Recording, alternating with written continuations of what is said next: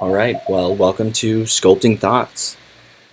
Today I'm just going to do a quick little video on how to do a simple key match or using index and match together on Excel to help you create a key so that you can input something and then on the other side it will fill the other row. This is really good for a lot of different stuff.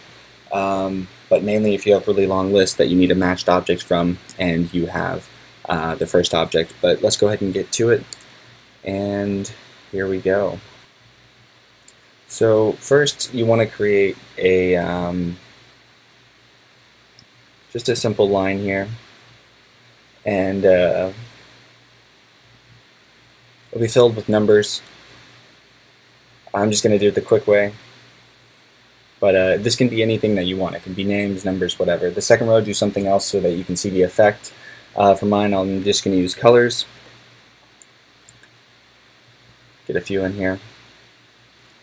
And then I'll go ahead and just copy and paste the rest. But you get the idea. These could be 20 different things if you'd like.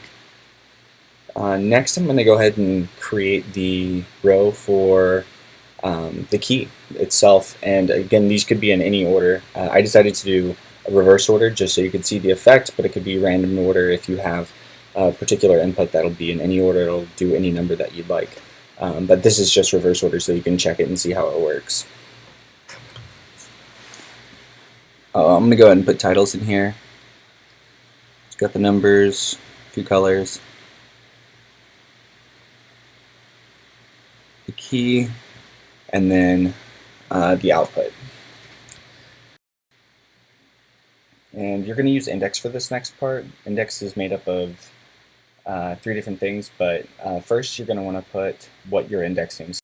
So basically what index does is it looks at a particular data set, and you're going to want to highlight both columns A and B for this.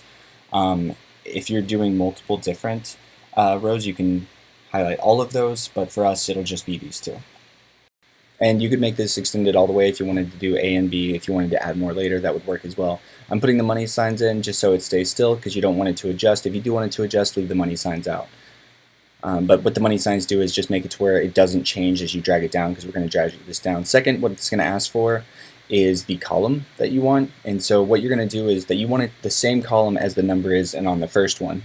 So you'll use match for this, and then you want it to match to the thing next to it, which is, in this case, 20, or D2 if you like.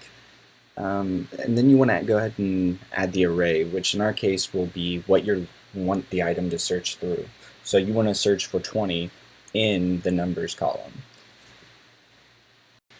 And here again, we're going to be adding money signs because we don't want the formula to change as we drag it down. And that way we only have to write it one time.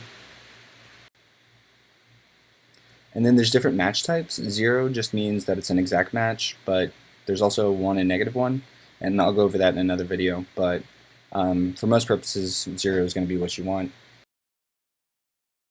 And the last thing you need to add is the number 2, because it's asking for the column of the original thing or the data set that you referred to. And because we included A and B, that would be 2.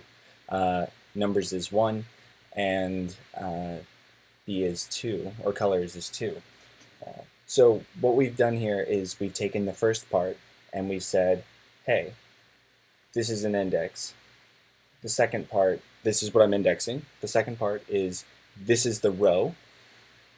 And the third part is, this is the column. You can go ahead and pull this down and you'll see that it's been a perfect match. Red matches red. And we're good.